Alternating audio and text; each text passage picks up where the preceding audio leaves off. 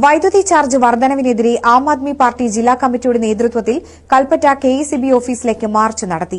കെഇസിബി കുറുവാ സംഘത്തെ പോലെയെന്ന് ആരോപിച്ചാണ് മാർച്ച് നടത്തിയത്. വൻകിടക്കാരുടെ കുടിശ്ശിക പിരിച്ചെടുക്കുന്നതിനു പകരം സാധാരണക്കാരെ കൊള്ളയടിക്കുന്ന നടപടിയാണ് കെഇസിബി സ്വീകരിക്കുന്നതെന്ന് നേതാക്കൾ കുറ്റപ്പെടുത്തി. സംസ്ഥാന വൈസ് പ്രസിഡന്റ് അജി കൊളോണിയ ഉദ്ഘാടനം ചെയ്തു. ജില്ലാ president doctor A T Suresh അധ്യക്ഷനായിരുന്നു. ജില്ലാ സെക്രട്ടറി പോൾസൺ അമ്പലവയൽ, ജില്ലാ കമ്മിറ്റി അംഗം റസാഖ് കൽപ്പറ്റ, മനു മത്തായി, സൽമാൻ തുടങ്ങിയവർ സംസാരിച്ചു. കമ്പനികളെയാണ് ഈ കരാറിൽ ആദ്യം ഉൾപ്പെടുത്തി. 16 കരാറിൽ ഉൾപ്പെടുത്തിയ 6 കമ്പനികളാണ്. ഒന്ന് ജിണ്ടൽ പവർ ലിമിറ്റഡ്, ഒന്ന് ബാസ്കോ എന്ന് പറയുന്ന പവർ ലിമിറ്റഡ്, ജാബുവ എന്ന് പറയുന്ന പവർ ലിമിറ്റഡ്. ഇവരിൽ നിന്ന് 6 കരാറുകൾ സ്വീകരിച്ചാണ് കറണ്ട് എടുത്തുകൊണ്ടിരുന്നത്. ആ കരാറുകൾ അത് പ്രകാരം 777 മെഗാവാട്ട് വൈദ്യുതിയാണ് വാങ്ങാൻ തീരുമാനിച്ചിരുന്നത്. അതിൽ റീസെന്റ് ആയിട്ട് ഈ മെയ് മാസം 435 മെഗാവാട്ട് വൈദ്യുതി വാങ്ങുന്ന കരാർ ഇല്ലാതാക്കി.